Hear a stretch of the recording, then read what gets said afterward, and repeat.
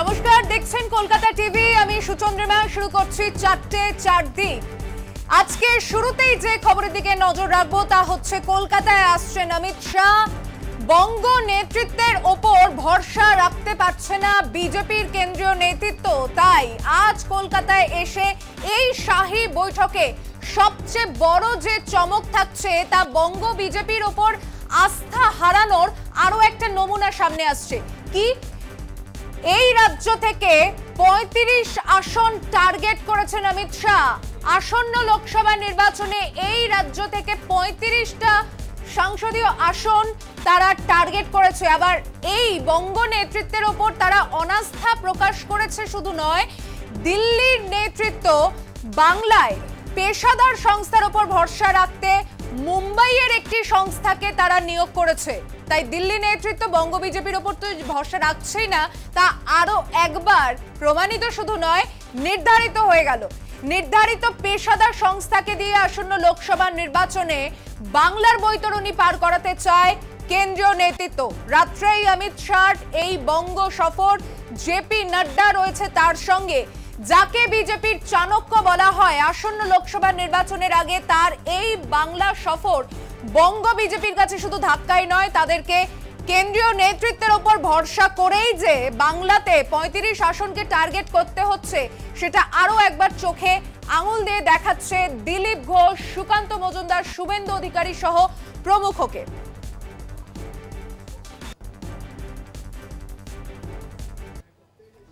রাজ্যে দফায় দফায় এসেছেন দিল্লির বিজেপি নেতারা।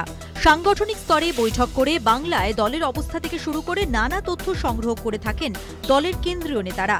তাঁদের দেওয়া সেই সব তথ্যে ভরসা করে শেষ পর্যন্ত ঠকতে হয়েছে দিল্লির নেতাদের। কেননা সংগঠন সম্পর্কে নেতৃত্বের মন পেতে ব্যস্ত বঙ্গ বিজেপির নেতারা, তাই তাঁদের পেশ করা রিপোর্টের সঙ্গে বাস্তবের কোনো সম্পর্ক থাকে না।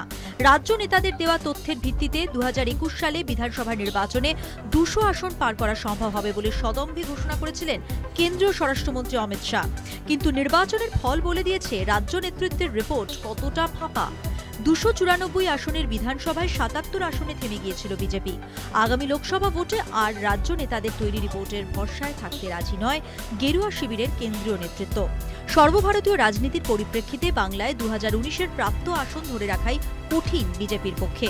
কিন্তু বাংলা থেকে আসন সংখ্যা কমে গেলে নরেন্দ্র মোদীর পক্ষে তৃতীয় দফায় দিল্লিতে ক্ষমতা দখলের স্বপ্ন অধরা থেকে যাবে। ইতিমধ্যেই কলকাতায় দলীয় জনসভা থেকে বাংলায় 42 আসনের মধ্যে 35 আসনের টার্গেট দিয়েছেন মোদীর ক্যাবিনেটের second in command Amit Shah. অল্প দিনের ব্যবধানে সোমবার রাতে ফের আসছেন কেন্দ্রীয় স্বরাষ্ট্রমন্ত্রী। রাজ্যে আসছেন দলের সর্বভারতীয় সভাপতি জেপি নাড্ডাও। তবে আর রাজ্য সংগঠনের ভরসা নয়, বাংলাতেও সমীক্ষার ক্ষেত্রে পেশাদার সংস্থা মুম্বাই কেন্দ্রিক Jarvis technology and consulting private লিমিটেডকে নিয়োগ করেছে বিজেপি। এবার প্রথম থেকে নিরপেক্ষ পেশাদার সংস্থার তথ্যের ওপর নির্ভর করে আসন ভিত্তিক পরিকল্পনা করতে চলেছে পদ্ম শিবির। দেখুন, তৃণমূল কংগ্রেসের আপনারা নিশ্চয়ই শুনেছেন আইপ্যাক বলে একটা বস্তু আছে। সেটা কি স্ট্র্যাটেজিক্যাল টিম না অন্য কিছু? তো তার মাথায় তো একজন অবাঙালি আছে। তো এখন বাঙালি করলে হবে?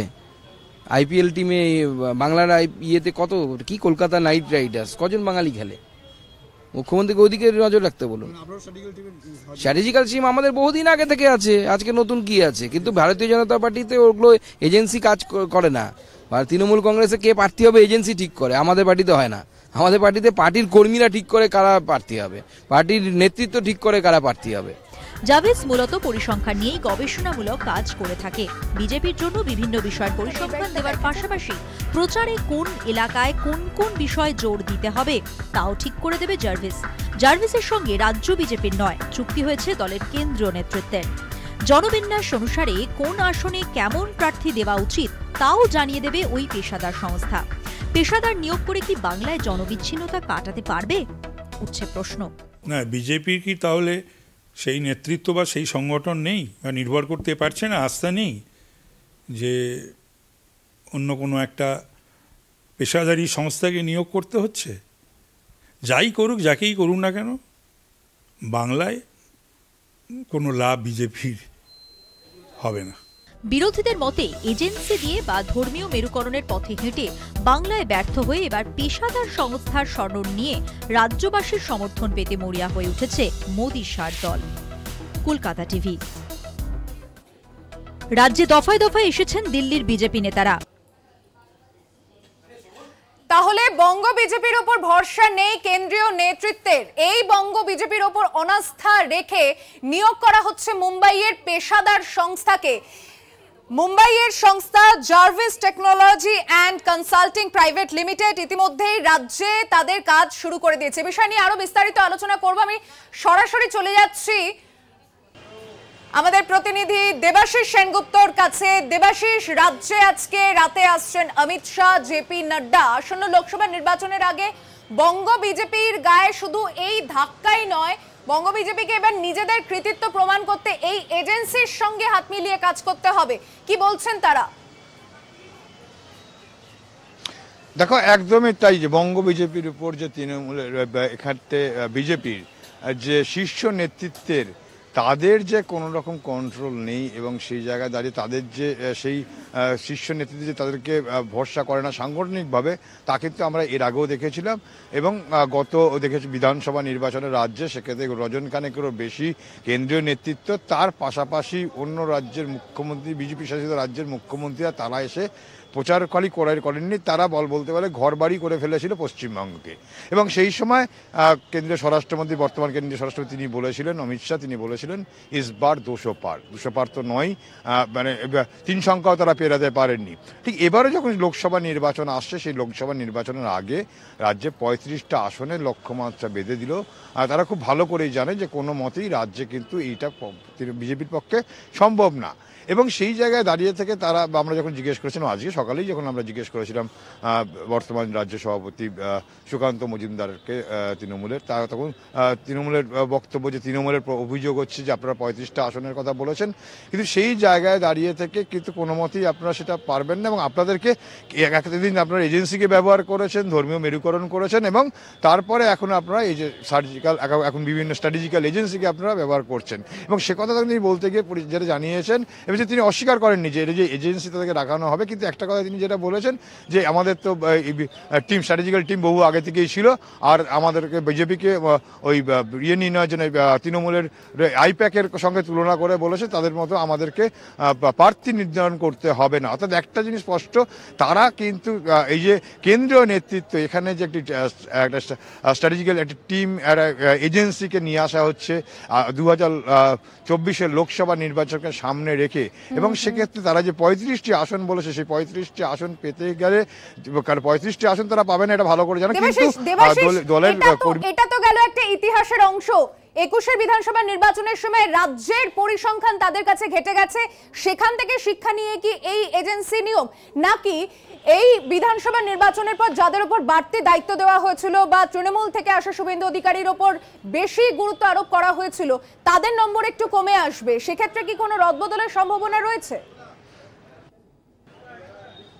দেখো, এখনো পর্যন্ত যা দেখা যাচ্ছে সেক্ষেত্রে কিন্তু বর্তমানে যারা এখানকার নেতৃত্ব আছে, একদম যদি বলো যে তাদের রাজ্য সভাপতি সুকান্ত মজুমদার, বিরোধী দলনেতা রাজ্যে শুভেন্দু অধিকারী, দিলীপ ঘোষ প্রাক্তন রাজ্য সভাপতি, তাদের উপর যে কেন্দ্রীয় নেতৃত্বের ভরসা নেই, এবং সেই ভরসা নেই, এবং গত বিধানসভা নির্বাচনে যে ফলাফল, সেই ফলাফলের নিরিখে তাদের যে ফল এখানে হবে না। এবং বর্তমান যে নির্বাচনগুলো হয়েছে, তুমি যদি লাস্ট শেষ উপনির্বাচন দেখো, সেখানে তাদের থেকে আসন, অর্থাৎ বিজেপির যে আসন ছিল বিধানসভায়, সেই আসনটিও তৃণমূল কংগ্রেস কেড়ে নিয়েছে। অর্থাৎ উন্নয়নের জোয়ার পশ্চিমবঙ্গে যেভাবে হচ্ছে, সেই জায়গায় দাঁড়িয়ে পাল্লা দিতে পারছে না। তবে হ্যাঁ, তৃণমূল যেটা অভিযোগটা করছে, সেই অভিযোগ হচ্ছে এজেন্সিকে দিয়ে ধর্মের মেরুকরণ করে চেষ্টা করছে বিভিন্নভাবে করতে, কিন্তু কোনো মতেই কিন্তু তারা এই যে কথা বলছে তাদের 35টি আসন কেবলমাত্র বুস্ট আপ করার জন্য, কিন্তু বাস্তবে সম্ভব না। আর ঠিক সেই কারণেই রাজ্যের নেতৃত্বের উপর ভরসা রাখতে না পেরেই বিজেপির কেন্দ্রীয় নেতৃত্ব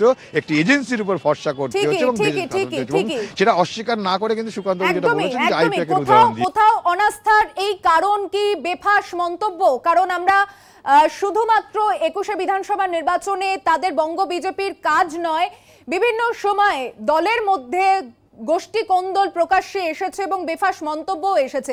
এই যেমন সুকান্ত মজুমদার স্বামী বিবেকানন্দকে বামপন্থী বলে যে একটা বিতর্কের সৃষ্টি করেছে, তার সমালোচনার ঝড় বয়ে যাচ্ছে, তাকে ক্ষমা চাইতে বলা হয়েছে। এবং অবশ্যই ভাবে এরকম বেফাস মন্তব্যে বঙ্গ বিজেপি শাহ নাড্ডার রাজ্যে আসার আগে আবারও একটা বিতর্কিত জায়গায়। দেখবো একটি প্রতিবেদন। বাংলার প্রকৃত চিত্রটাই বাংলার প্রকৃত রূপ। এতদিন ঢাকা পড়েছিল, যেমন আকাশে মাঝে মাঝে মেঘ এলে পরে সূর্য ঢাকা পড়ে যায়, কিন্তু আড়ালে তো সূর্য হাসে, একসময় মেঘ সরে যায়, সূর্য আবার দেখা যায়। এটাই হচ্ছে বাংলা, বাংলা ভক্তির স্থান। স্বামী বিবেকানন্দকে নিয়ে বিরূপ মন্তব্য করে বিতর্কে জড়ালেন বিজেপির রাজ্য সভাপতি সুকান্ত মজুমদার। রবিবার লক্ষ্য কণ্ঠে গীতা পাঠ অনুষ্ঠানে যোগ দিয়েছিলেন সুকান্ত মজুমদার। সেখানে সাংবাদিকদের প্রশ্নোত্তরের মাঝে তিনি বলেন, বাংলা বহু যুগ ধরে সনাতন সংস্কৃতির ধারক এবং বাহক।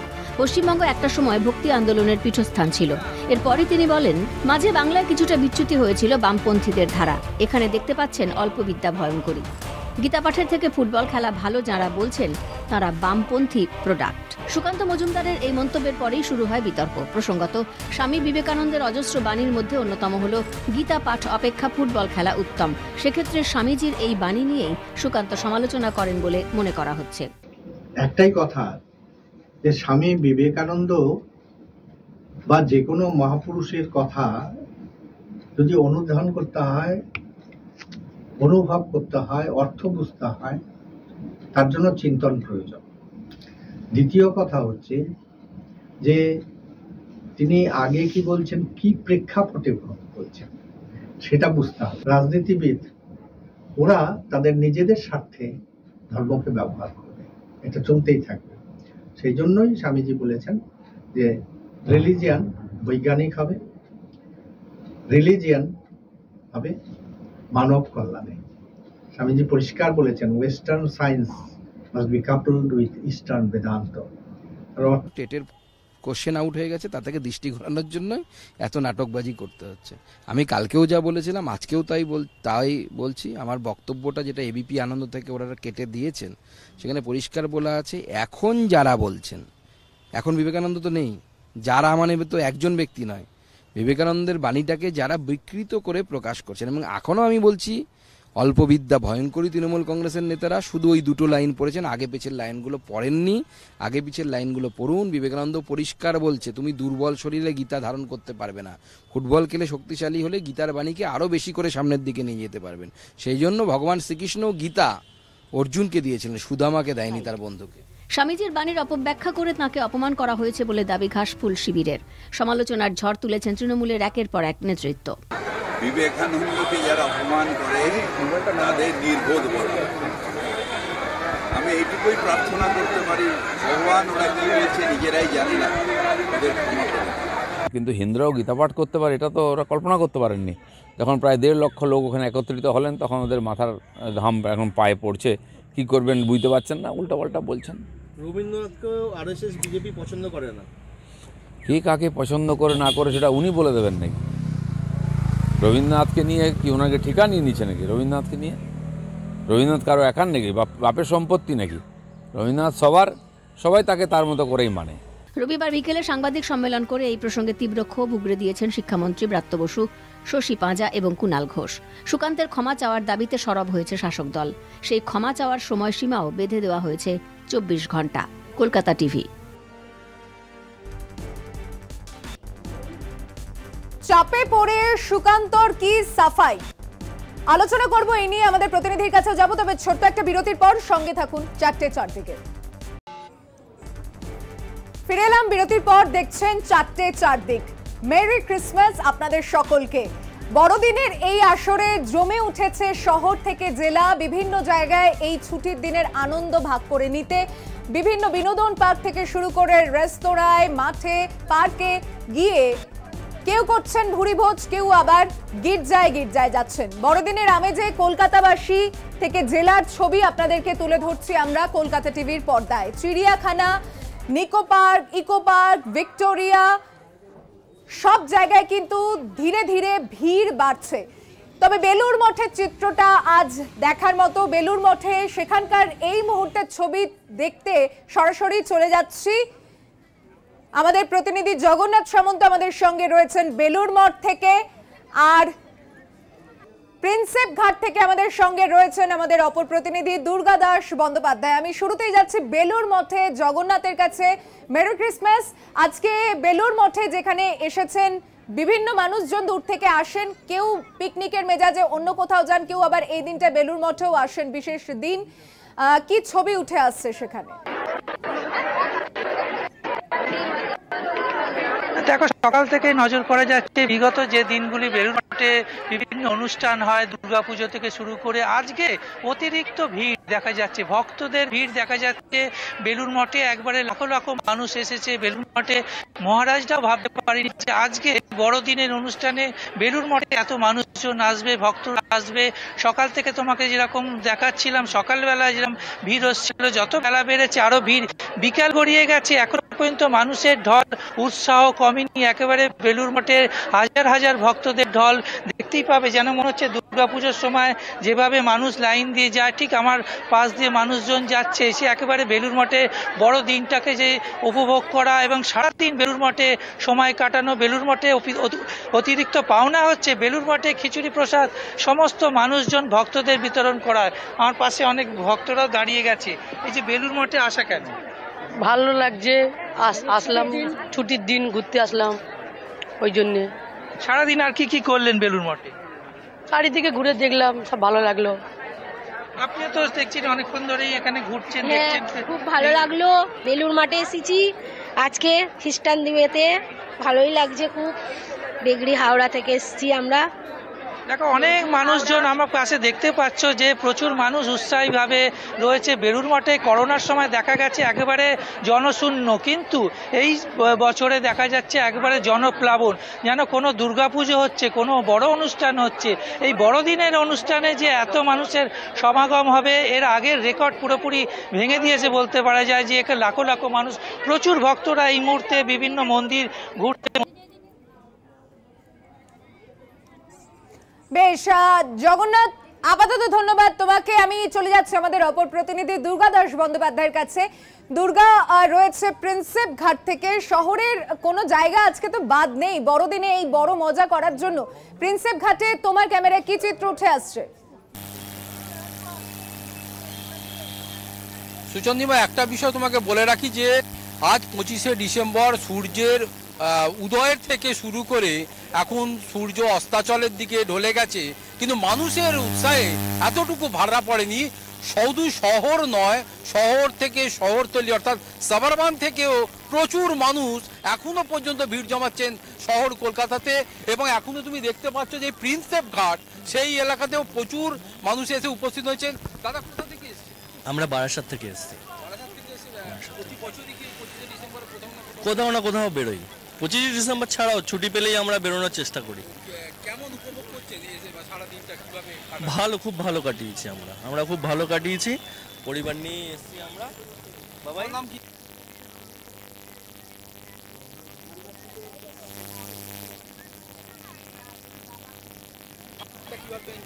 খুব ভালো লাগছে, এই ঘুরছি ফিরছি, খাওয়া দাওয়া এইভাবে এনজয় করছি। 25শে ডিসেম্বর বড়দিন, একটা খ্রিস্টান কমিউনিটি উৎসব হলেও বাঙালি হিসাবে এই যে ধরুন বড়দিন উপভোগ করছে, সেটা কি মনে হয় না বাংলাতেই এটা সম্ভব? একদম, কারণ বাঙালিরা সব উৎসবে একসাথে আনন্দ করতে পারে, আর এটা বাঙালিরাই পারে, ওরা সব কিছুতে সামিল হয়ে যায়। সুচন্দিমা, তুমি শুনলে যে দূর থেকে এলেও তাদের বক্তব্য একটাই, যে ওই সেই মুখ্যমন্ত্রীর কথা।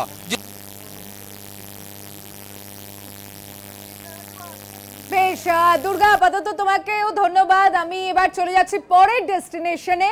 শহরে প্রিন্সেপ ঘাটের চিত্র যেমন দেখালাম, বেলুড় মঠের চিত্র দেখলেন, এবার একটু সোনাঝুরির ছাওয়াতে যাওয়ার পালা। কারণ বোলপুরের সোনাঝুরি, সেখানে যে পৌষ মেলার শুধু আবহ তাই নয়, শীতের এই দুপুরে সেখানে সোনাঝুরিতে বিশেষ করে মানুষজন জমায়েত করেন, বাউল গান, ক্রিসমাসের এই দিন, সেখানকার কি চিত্র তুলে ধরবেন। আমি সরাসরি চলে যাচ্ছি আমাদের প্রতিনিধি মনা বীরবংশী, সেখান থেকে আমাদের সঙ্গে রয়েছে। জমজমাট এই বড়দিনে সোনাঝুরির চিত্রটা মনা তোমার কাছ থেকে দেখতে চাইছি তোমার ক্যামেরার মাধ্যমে। মনা বীরবংশী আমাদের প্রতিনিধি সরাসরি বোলপুর থেকে রয়েছেন আমাদের সঙ্গে। সোনাঝুরির সেই চিত্র দেখাচ্ছেন তিনি। আমি সরাসরি চলে যাচ্ছি মনার কাছে।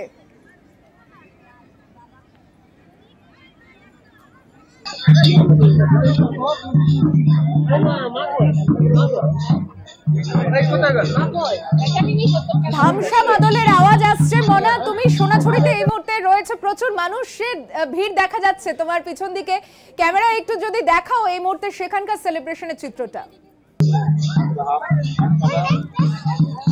একদম একদম সুচন্দ্রিমা, তুমি বুঝতে পারছো যে আজকে 25শে ডিসেম্বর বড়দিন, ক্রিসমাস।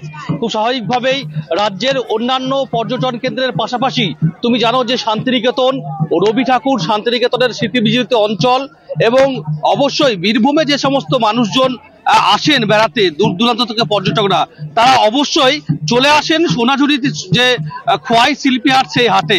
তুমি যেটা বলছো যে এই যে শান্তিনিকেতনের যে সোনাঝুরি খোয়াই অঞ্চল, সেই হাটের আমরা দেখতে পাচ্ছি যে ধামসা বাদলের অবশ্যই যে সুর গোটা সোনাঝুরির এই অঞ্চলকে কিন্তু মুখরিত করছে, সেটা কিন্তু বলা যেতে পারে। এবং অবশ্যই তুমি দেখো যে এই মুহূর্তে দাঁড়িয়ে সোনাঝুরির যে অঞ্চল, সেই অঞ্চল আমি তোমাকে এই মুহূর্তে দাঁড়িয়ে তুলে ধরছি। তুমি দেখছো প্রকৃতির মধ্যে, বিশেষ করে সোনাঝুরিতে গাছগাছালি ভর্তি, সেই গাছের তলায় কিন্তু এখানকার যারা খোয়াই হাটের যারা শিল্পীরা, তারা এখানে ব্যবসা, তারা পসরা নিয়ে বসেছেন। এবং দূর দূরান্ত থেকে দেখতে পাচ্ছি যে প্রচুর মানুষ কিন্তু বিশেষ করে বছরের শেষ তারা এসেছেন ঘুরছেন। আমি একটু অবশ্যই সুচন্দ্রিমা যারা এসেছেন একটু কথা বলবো, দেখার চেষ্টা করবো। দিদি, বড়দিন 25শে ডিসেম্বর, আমরা দেখতে পাচ্ছি যে সব পরিবারে চলে এসেছেন। এই যে সোনাঝুরির হাটে কতটা এনজয় করছেন, কিভাবে ঘুরছেন? ভালো, খুব সুন্দর, অনেক জিনিস সস্তায় পাওয়া যায় যেগুলো কলকাতায় পাওয়া যায় না, খুব ভালো। কোথায় থেকে এসেছেন এবং আজকের দিনটা ঠিক কিভাবে সেলিব্রেট করছেন, কিভাবে কাটাচ্ছেন? সারাদিনই ঘুরছি, ভালো লাগছে। কোথায় কোথায় ঘুরলেন এখন? ওই তো কি নাম বলে, সৃজনী, তারপরে একটা ওয়াইল্ড লাইফ স্যাংচুয়ারি, ক্যাম্পাস, আরো অনেক জায়গায়। অবশ্যই সুচন্দ্রিমা, আমি কলকাতা টিভির দর্শকদের জন্য আরো একটি ছবি, আরো একটি চিত্র তুলে দেওয়ার চেষ্টা করব, জানার চেষ্টা করব। তুমি দেখতে পাচ্ছ আমার ক্যামেরা পার্সন রয়েছে, তাকে আমি আবার বলবো একটু তুমি দেখো সোনাঝুরির যে এই যে প্রকৃতির মাঝে, অবশ্যই ধামসা মাদলের সেই সুর সোনাঝুরির প্রকৃতিকে, সোনাঝুরির এই চারিপাশকে মুখরিত করছে। এবং রবি ঠাকুরের এই লাল মাটির দেশে অবশ্যই এটা তো একটা অন্যরকম পরিবেশ, অন্যরকম সামগ্রিক কিন্তু ফুটে উঠেছে। আমরা দেখতে পাচ্ছি যে প্রচুর কিন্তু মানুষজন এখানে এসেছেন, দূর দূরান্ত থেকে এসেছেন, ঘুরছেন, বড়দিনে আনন্দ উপভোগ করছেন, এবং সঙ্গে কেনাকাটাও চলছে কিন্তু সেটা বলা যেতে পারে। আমি অবশ্যই আরো যারা রয়েছেন কথা বলবো। কোথায় থেকে এসেছেন, কিভাবে বড়দিন এনজয় করছেন? কলকাতা থেকে এসেছি, ভালো এনজয় করছি। বিশেষ করে সোনাঝুরির হাট, যেটা একদম ফেমাস হাট, সেখানে আসতে পেরে আনন্দিত। বাট এখানে সেরকম আমরা সেই আমেজটা খুঁজে পাচ্ছি না, যে ভিড় সেটা এখনো অব্দি দেখতে পাচ্ছি না, বাট হয়তো পরে হবে। লাস্ট ইয়ার আমরা এসেছিলাম, সেটাতে আমরা আরো অনেক বেশি এনজয় করেছি, অনেক বেশি ভিড়টাও পেয়েছি। এবছরে কিন্তু সেই ভিড়টা এখনো পর্যন্ত চোখে পড়েনি, যায় না হয়তো আগামী দিনে হবে। কেমন কাটাচ্ছেন দিনভর? এটা কিন্তু ভীষণ ভালো, সেটা এনজয় করছি আমরা। অবশ্যই সুচন্দ্রিমা, তুমি বুঝতে পারছো যে ভিড় তুলনামূলক কম। আমি আবারও অবশ্যই তোমাকে একদম সরাসরি যে যারা পর্যটকরা এসছেন সেই তারা কিন্তু সরাসরি এসে কিন্তু সেই ধামসা মাদলের যে তালে আদিবাসী যে নৃত্য, এখানকার যে সংস্কৃতি, সেই সংস্কৃতিতে তারা এখানে কিন্তু কোমর দোলাচ্ছেন। এবং অদ্ভুত অপূর্ব একটা সুন্দর সেই পরিবেশ, বড়দিন 25শে ডিসেম্বর, এই পরিবেশে আমরা শুধু একটু ধামসা মাদলের আওয়াজটাই শুনি।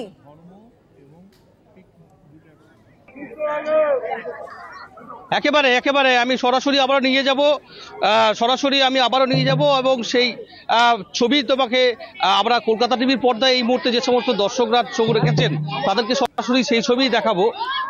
তুমি দেখতে পাচ্ছ সেই ছবি।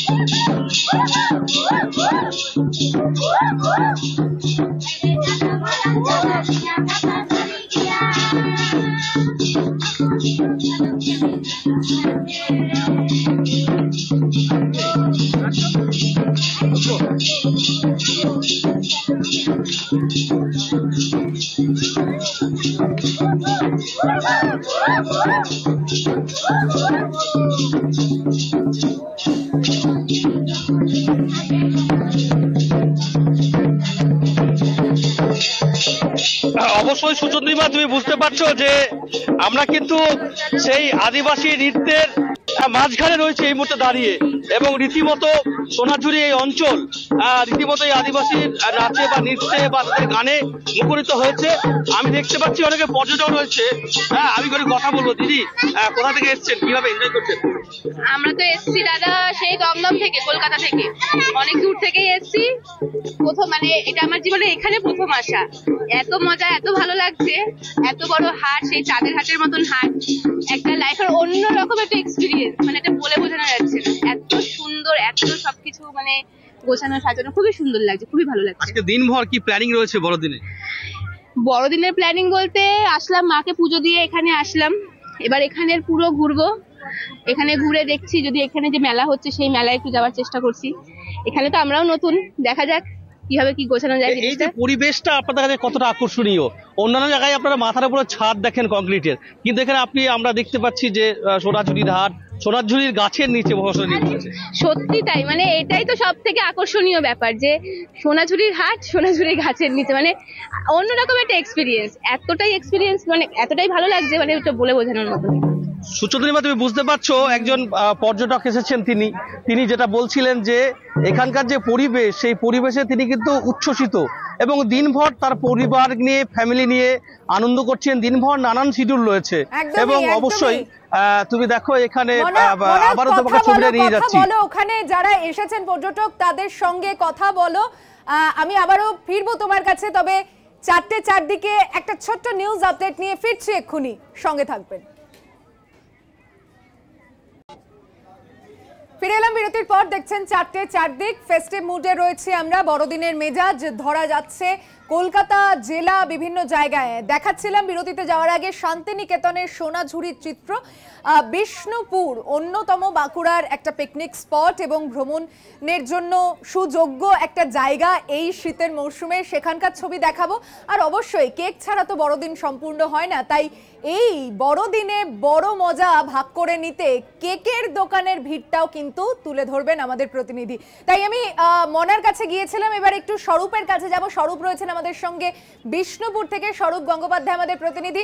স্বরূপ, বিষ্ণুপুর যেই জায়গায় তুমি দাঁড়িয়ে রয়েছো, অন্যতম পিকনিক স্পটও, এবং বিষ্ণুপুরে অনেক ঘোরার জায়গা রয়েছে। শীতের এই মরশুমে কতটা আনন্দ উপভোগ করছেন সেখানকার এই যারা এসেছেন?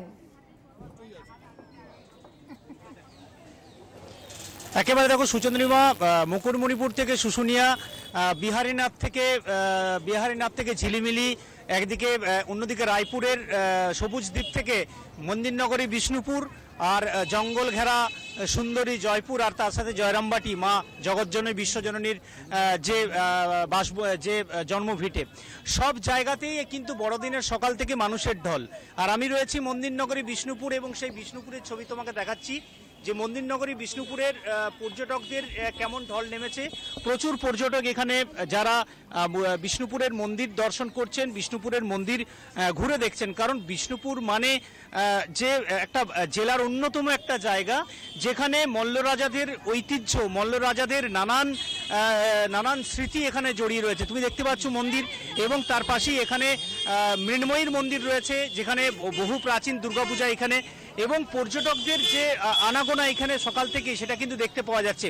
প্রচুর পর্যটক যারা এই মুহূর্তে বিষ্ণুপুরের যে মন্দির সেগুলোকে ঘুরে দেখার পাশাপাশি তারা পৌঁছে যাচ্ছেন বিষ্ণুপুরের মেলাতে, কারণ বিষ্ণুপুরের মেলা পর্যটকদের কাছে, ঘুরতে আসা পর্যটকদের কাছে একটা বাড়তি প্রাপ্তি, এবং সেটা দেখতেই পাওয়া যাচ্ছে। প্রচুর পর্যটক যারা এখানে দেখতে পাচ্ছ, আমি একটু কথা বলার চেষ্টা করব যে কটা মন্দির ঘোরা হলো? হ্যাঁ, 6টা মন্দির ঘোরা হয়েছে। কেমন লাগছে বিষ্ণুপুর? ভালো লাগছে, খুবই ভালো। এরপর কি করবেন, প্ল্যানিং? এবার মেলা যাবো একটু, তারপর বাড়ি চলে যাবো। কটা মন্দির দেখা হলো? 6টা মন্দির দেখা হয়েছে, খুব সুন্দর লাগলো দেখে নিয়ে। এই প্রথমবার বিষ্ণুপুর? হ্যাঁ। দেখতেই পাচ্ছ যে পর্যটক যারা এখানে এসেছেন, আমি একটু কথা বলবো। কটা মন্দির ঘোরা হলো ভাই? 3টা। কেমন লাগছে বিষ্ণুপুর? ভালো লাগছে, হেভি। অভিভূত।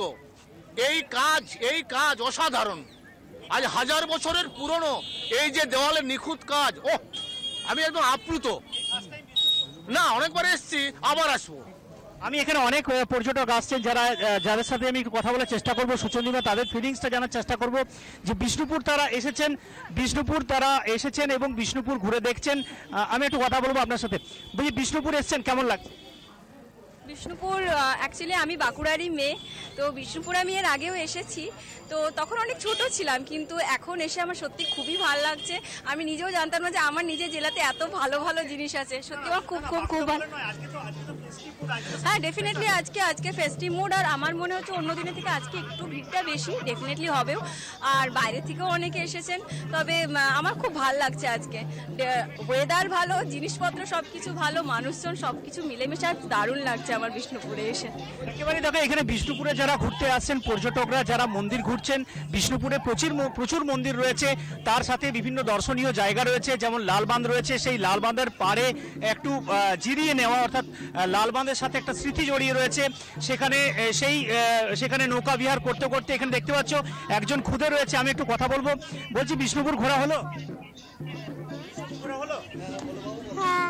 বিষ্ণুপুর ঘোরা হয়েছে? হ্যাঁ। কতগুলো মন্দির দেখা হলো? 4টে। কেমন লাগছে? ভালো লাগছে। একেবারে দেখো যারা পর্যটক এখানে আসছেন তারা কিন্তু প্রত্যেকেই কিন্তু বিষ্ণুপুরকে ঘুরে দেখা, বিষ্ণুপুরকে উপভোগ করা, মূলত তারা যেটা দেখছেন বিষ্ণুপুরে এসে, কারণ ইতিহাসের নগর বিষ্ণুপুর, সঙ্গীতের নগর বিষ্ণুপুর, হস্তশিল্পের নগর বিষ্ণুপুর, এমন নানান নামের এই বিষ্ণুপুর আজকে বড়দিনের সকাল থেকেই যে পর্যটকদের আগমনে জমজমাট হয়ে গিয়েছে বিষ্ণুপুর, সেটা কিন্তু একদম চোখে পড়ছে। আর তার সাথে বিষ্ণুপুরে ঘুরতে আসা পর্যটকদের কাছে এবার নয়, প্রতি বছরই একটা সুযোগ থাকে, সেটা হচ্ছে এই সময়ে বিষ্ণুপুরে একটা মেলা চলছে, সেই মেলাকে উপভোগ করা, অর্থাৎ সকাল থেকে মন্দির দেখা আর সন্ধ্যেবেলায় বিষ্ণুপুরের মেলাকে উপভোগ করে বড়দিনটাকে একেবারে ভরপুরভাবে এনজয় করা, এই ছবিটাই কিন্তু চোখে পড়ছে। কমপ্লিট প্যাকেজ যারা বিষ্ণুপুরে এই মুহূর্তে রয়েছেন বা ছুটি আমি যে সেখানে যাবেন ভাবছেন, তাদের জন্য এই সুবর্ণ সুযোগ একেবারেই হাতছাড়া করা যাবে না। তবে আরো একবার সুযোগ রয়েছে আমাদের শান্তিনিকেতনে যাওয়ার, আমি তাই চলে যাচ্ছি আবারও মনা বীরবংশী, আমাদের প্রতিনিধি শান্তিনিকেতন থেকে রয়েছেন। সোনাঝুরি সেই ধামসা মাদলের শব্দ আরো একবার শুনতে চাইছি মনা তোমার মাধ্যমে।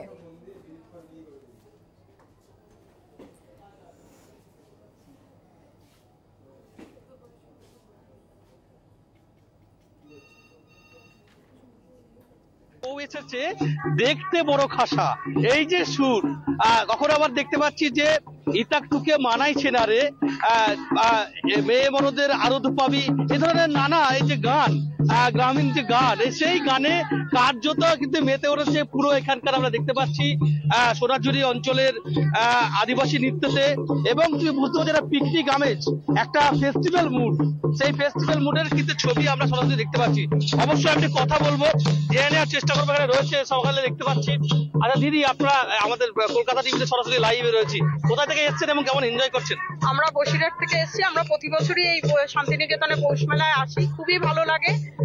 আরো স্পেশালি আমরা এই 25শে ডিসেম্বরটা একটু পিকনিক করি, হ্যাঁ, তাতেও মানে সব মিলিয়ে খুব আনন্দই আনন্দ, খুবই ভালো লাগে। আপনার পাশে মেয়ে রয়েছে, কি কেমন আনন্দ করছো? খুবই ভালো লাগছে এখানে এসে, আমরা প্রতি বছরই আসি। সারাদিন কি প্ল্যানিং, কি করলে আজকে? আজকে সারাদিন আমরা একটা পিকনিকে গিয়েছিলাম, পিকনিক থেকে আমরা ডাইরেক্ট এখানেই আসছি, তারপরে এখানে ঘুরছি, এরপরে বাড়ি চলে যাব। আদিবাসী নৃত্যে আমি দেখলাম একজন পর্যটক দিদি, উনিও কিন্তু কোমর দোলাচ্ছিলেন। বেশ মনা, ধন্যবাদ আপাতত তোমাকে। মনা বীরবংশী আমাদের প্রতিনিধি সোনাঝুরির চিত্র তুলে ধরলেন। তবে যেটা আমি শুরুতেই বলছিলাম যে বড়দিন কেক ছাড়া সম্পূর্ণ হয় না, কেকের যে চাহিদা তা কি এই যে শহরের বিভিন্ন দোকান ঘুরছেন আমাদের প্রতিনিধিরা, সেখানে কতটা ভিড় নজরে আসছে। কালীঘাটে একটি দোকান থেকে আমাদের সঙ্গে রয়েছেন আমাদের অপর প্রতিনিধি অনন্যা, আমি সরাসরি চলে যাচ্ছি বা তার কাছে। Ananya, merry Christmas. কেকের দোকানে রয়েছে, যা ছাড়া তো এই বড়দিন সম্পূর্ণই হয় না, কতটা বিক্রি বাটা কেমন চলছে এবং কতটা ভিড়, কোন ফ্লেভার বেশি বিক্রি করছে? ক্রিসমাস সুচন্দ্রিমা, তোমাকেও তুমি যেমনটা বলে শুরু করলে যে বড়দিন তো কেক ছাড়া অসম্পূর্ণ, তাই জন্য কেকের দোকানে আমরা হাজির এবং একের পর এক মানুষ আসছে, তারা কেক কিনছেন। আমি সরাসরি একটুখানি কথা বলে নেব যে এবারে কি কি ফ্লেভারের কেক রয়েছে বড়দিনে। এখানে কাউন্টারে সব ডিসপ্লে করাই আছে, দেখবেন আমাদের যা রেগুলার ফ্রেশ ক্রিম কেক ছাড়াও বড়দিনের জন্য mixed fruit cake, plum cake, fruit cake, তারপরেতে ফ্রেঞ্চ কেক, ইউরোপিয়ান আপনার ফ্রুট কেক, নানা রকমের ক্রিসমাস কেক রয়েছে। স্পেশালিটি আপনি দেখুন সমস্ত এখানে সাজানো আছে। বড়দিনে তো কেকের চাহিদা বাড়েই। নিশ্চয়ই বাড়ে তো বটেই, এবং সারা বছর ধরেই আজকাল কেকের চাহিদা থাকে। ওই প্লাম কেকের ডিফারেন্ট আপনার ফ্লেভার দিয়ে কম্বিনেশন করে আমাদের নানা রকম আছে, আপনি এখানে দেখতে পাবেন সেগুলো। সুচন্দ্রা, বেশ কিছু কেকের নাম আমরা শুনলাম, তার সঙ্গে সঙ্গে এখানে মানুষও ভিড় জমিয়েছেন, তারাও কেক কিনছেন। একটু কথা বলার চেষ্টা করব তাদের সঙ্গে। একটু কথা বলবো দিদি, এই যে কেক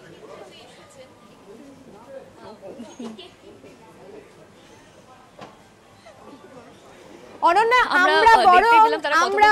আমরা তোমার এই একদম এই লাইভে আমাদের জিভে জল চলে আসছে, আমি কথা বলতে পারছি না, কারণ ওই কেকের ছবিগুলো দেখার অপেক্ষায় রয়েছি। অনেকদিন আগে থেকে মিশ্রণ শুরু হয়ে যায়, বিশেষত প্লাম কেক এবং ফ্রুট কেকের মধ্যে। যদি একটু দেখাও সেই কেকের ছবিগুলো।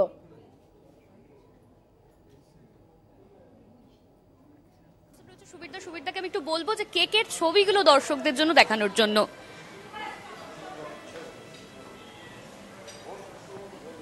আমরা দেখতে পাচ্ছি প্রচুর কেক এখানে সাজানো রয়েছে, যেহেতু বড়দিন, আর বড়দিন মানেই কেক ছাড়া তো বড়দিন ভাবাই যায় না। সেই জন্য কলকাতা টিভির পর্দায় সকল দর্শক দেখতেই পাচ্ছেন যে প্রত্যেকটা কেক বিভিন্নভাবে সাজানো রয়েছে, এবং আমাদের সত্যি জিভে জল চলে আসছে, কারণ বড়দিন কেক ছাড়া অসম্পূর্ণ।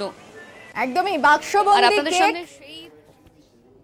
আপাতত ধন্যবাদ তোমাকে অনন্যা। কেকের এই ছবি, কেকের দোকানের ভিড় তো এখন অনেকটা কমে গেছে, কারণ ভিড়টা যেই জায়গায় রয়েছে সেখানকার ছবিও আপনাদেরকে দেখালাম।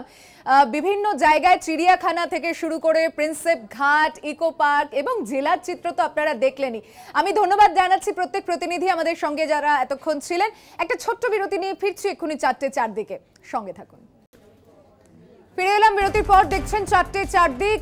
যে খবরের দিকে নজর রাখবো, তৃণমূল কর্মী বিকি যাদব তার খুনের ঘটনায় তার পরিবারের সঙ্গে কথা বলতে গেলেন গোয়েন্দা দপ্তরের আধিকারিকরা।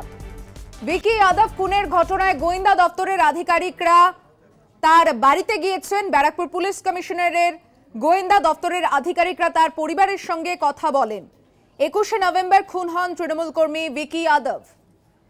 নিহত বিকি যাদবের বাড়িতে গোয়েন্দা দপ্তরের আধিকারিকরা। নিহত তৃণমূল কর্মী বিকি যাদবের বাড়িতে গোয়েন্দা দপ্তরের আধিকারিকরা, ব্যারাকপুর পুলিশ কমিশনারেটের গোয়েন্দা দপ্তরের আধিকারিকরা তার বাড়িতে গিয়ে পরিবারের সঙ্গে কথা বলেছেন। উল্লেখ্য, 21শে নভেম্বর খুন হন তৃণমূল কর্মী বিকি যাদব। ব্যারাকপুর পুলিশ কমিশনারেটের গোয়েন্দা বিভাগের আধিকারিকরা যান, নিহত বিকি যাদবের পরিবারের সঙ্গে কথা বলেছেন তারা।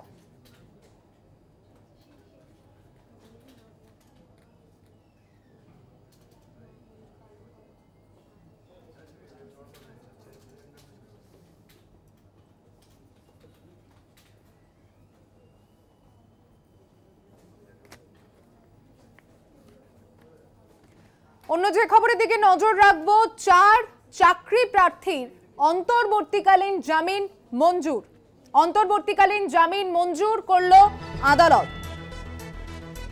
2000 টাকার ব্যক্তিগত বন্ডে জামিন দিল আলিপুর আদালত। 30শে জানুয়ারি পর্যন্ত জামিন মঞ্জুর আদালতে। কথা বলবো, টেলিফোনে রয়েছেন প্রতিনিধি শুভ্রজিৎ চক্রবর্তী। শুভ্রজিৎ, দেখো, একেবারে প্রথমে তোমার জানিয়ে রাখবো, মুখ্যমন্ত্রীর বাড়ির সামনে কালীঘাটে যে মহিলা চাকরি প্রার্থীরা তারা বিক্ষোভ দেখানোর ঘটনায় কিন্তু কালীঘাট থানার পুলিশ 59 জন মহিলা চাকরি প্রার্থীকে কিন্তু গ্রেফতার করেছিল, এবং আগের দিনই কিন্তু 55 জন তাদের কিন্তু জামিন হয়ে যায়, এবং এই 4 জনের কিন্তু জামিন হয়নি। এই 4 জনকে কিন্তু আজ এই 4 জনের জামিন মঞ্জুর করে আলিপুর আদালত। যেমনটা জানা যাচ্ছে যে 4 জনকেই কিন্তু 2000 টাকার ব্যক্তিগত বন্ডে 30শে জানুয়ারি পর্যন্ত জামিন মঞ্জুর করে আলিপুর আদালত। জামিনের পর কি বললেন তারা? দেখো একেবারেই জামিনের পর কিন্তু তারা বেরিয়ে আসার পরেই তাদেরকে মালা পরিয়ে সংবর্ধনা জানানো হয়। মূলত আদালতে আন্দোলনকারীদের আইনজীবী যেমনটা জানান যে কোনো ডিপ্লয়েমেন্ট নেই, জেলে গিয়ে ইন্টারোগেশনের আবেদন, জিজ্ঞাসাবাদের আবেদন জানিয়েছে পুলিশ, তাই তারা যে কোনো শর্তে জামিন চেয়েছে এবং সেই কারণে কিন্তু আদালত সমস্ত দিক খতিয়ে দেখে আর বিচারক সমস্ত দিক খতিয়ে দেখে কিন্তু এই 4 জনকেই কিন্তু 2000 টাকার যে ব্যক্তিগত বন্ড, সেই ব্যক্তিগত বন্ডে জামিন মঞ্জুর করেছে। এবং যারা আন্দোলনকারী তারা রীতিমতো খুশি, যেহেতু তারা চাকরি পায়নি, যোগ্য চাকরি প্রার্থী, সেই আন্দোলন করতে গিয়েই কিন্তু তারা গ্রেফতার হয় পুলিশের হাতে এবং চাকরি চাইতে গিয়ে এক প্রকার গ্রেফতারি, এই বিষয়ে কিন্তু তারা যথেষ্ট ক্ষুব্ধ এবং তারা যোগ্য চাকরি প্রার্থী হওয়ায়, গ্রেফতার হওয়ায় রীতিমতো জামিন পেয়ে যাওয়ায় তারা যেমনটা জানান যে বিচার ব্যবস্থার প্রতি আস্থা রয়েছে এবং আমরা চাকরি চাইতে গিয়েই গ্রেফতার হয়েছিলাম, এমনই কিন্তু জানান ওই চাকরি প্রার্থীরা। ধন্যবাদ শুভ্রজিৎ।